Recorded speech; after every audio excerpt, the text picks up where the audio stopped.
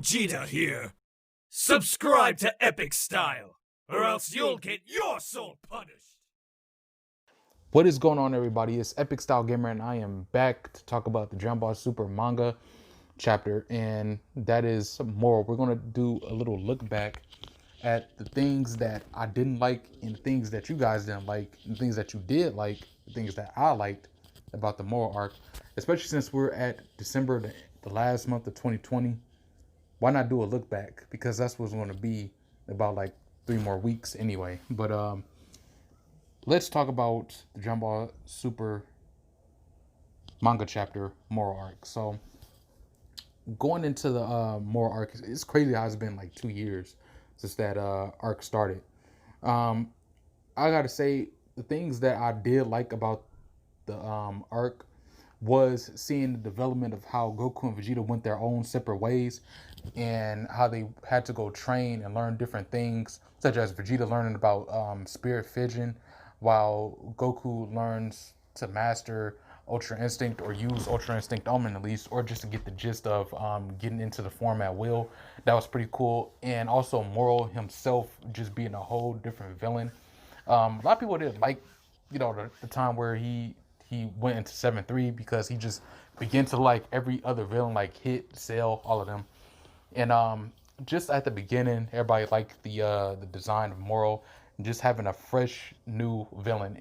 And key thing is villain, because we really didn't have much villains in the past few arcs. I'd probably say Merge Zamasu and Golden Frieza, which Frieza was just like a villain that just came back to life. But other than, I gotta say, Merge Zamasu, we really didn't have another Dragon Ball Super villain. But Moro was, this villain, and he was, he had all the qualities of a villain. He was ruthless. He showed like no mercy. He was like really one of those villains that you really had to put down and really, step your foot on there. And he was like one of those hard to catch villains too, because he will always keep popping up with something else. Every time you think you have him defeated, he'll just pop up with something else up his sleeve. And that's what I actually liked about Moro. I'll say what I didn't like about some of the characters going into this chapter is, although Goku and Vegeta trained, another thing that I didn't like was Goku going into Ultra Instinct at will so early. And like when he went into Ultra Instinct Omen, it was kind of like too early for that. I really like that. I think it should have been pushed out a little bit more, because now, where do we go now that Goku can go to Ultra Instinct Omen, then master Ultra Instinct at will? Another thing I didn't like is how Vegeta learned about the spirit fission technique, and he just ended up getting bodied by Moro 7-3. I didn't really like that, so that kind of sucked, because I was really, to be honest, I was genuinely thinking that Vegeta was gonna put Moro down. I thought he was gonna put the bricks down on Moro, which he did, but it's like in the same chapter, he ended up getting beat down. Like, we couldn't even see him shine for just like at least a chapter. Then another thing I liked, well, here's one thing that I did like. Everybody, all the Z fighters got involved in this arc. There has been a lot of complaints with the fandom of not seeing all the characters, seeing the old classic Z fighters get back into action. It's just been the Goku and Vegeta story. Just Goku and Vegeta. It's like, that's all they care about. Just Goku and Vegeta. That's all the story about Super has been. Just Goku and Vegeta time. And they just shit on the rest of the other characters. Well, in this manga chapter, everybody got involved, just like in the previous Tournament of Power scene. The previous Tournament of Power arc, everybody got involved. In going into the Moro arc, everybody got involved once again to deal with Moro. Another thing I liked about this manga chapter is seeing Ultra Instinct. Even though I didn't agree with Goku getting it so early, it was a good thing to see Ultra Instinct again, see the new feats that he can do, like when he punched Moro so hard in the stomach that it created like a large like shaking throughout the earth. That was pretty cool. Another thing that I like was seeing the power difference of Mastered Ultra Instinct versus Ultra Instinct Omen, and it's crazy to see that Ultra Instinct Omen Goku experience got thrashed by Go Moro. And it was just crazy to see that, Ultra Instinct already. See, this is one of my dislikes though. Why they should have just saved Ultra Instinct for like another time. But although again, it was cool to see it.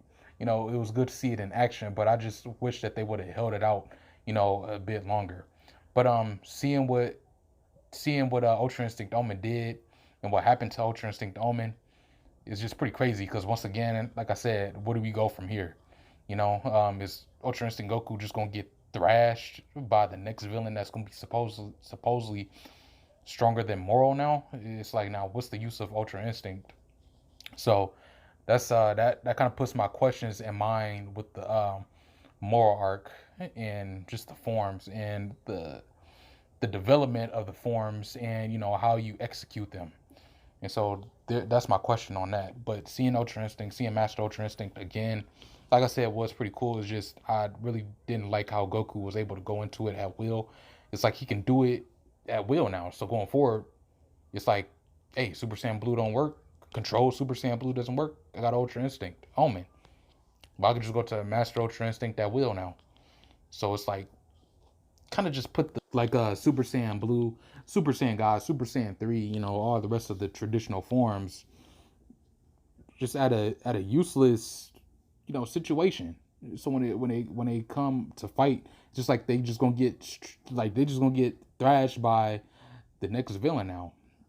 Or if not, hopefully the next villain might be weaker than Moro, and maybe we can see the lesser forms shine a bit, or they just fight up against the villains. I guess first form, second form, or something. Then probably the lesser forms prove to be a challenge, I guess. But it's like still, So those are my things that I liked and disliked about the Moro arc. Let me know what you guys think in the comment section below. What did you guys dislike about the Moro arc? What do you guys like about the Moro arc? Also, another thing I gotta say is one more thing I want to mention too with the Moro arc is how it ended. The ending was okay, but it was a bit weird on how Goku had like like this little Susanoo thing of energy, and then goes into Moro's forehead and breaks him. Another thing I want to also mention was seeing the Moro absorb the mirrors when he had his gem and he fought up against Ultra Instinct, like Ultra Instinct Moro. I was really hoping they will save something like that too, for like way later down the line. We see like two Ultra Instincts clash up against each other. But I didn't want them to do all of that special stuff now. The same as when Goku's going to Ultra Instinct that will like save all that time for like another down the line future arc or whatever. But yeah, those are my thoughts. Let me know what you guys think. Comment section below about how the manga chapter went to you. Did you feel satisfied with this manga chapter? Did you enjoy it all the way? Did you dislike it? Did you hate the manga chapter? Did you just hate this entire arc? Let me know all your things. 5 things which you like and 5 things that you dislike. So with that being said, make sure you guys subscribe to this channel and stay tuned. Follow me on all social media platforms, and I'll see you guys later.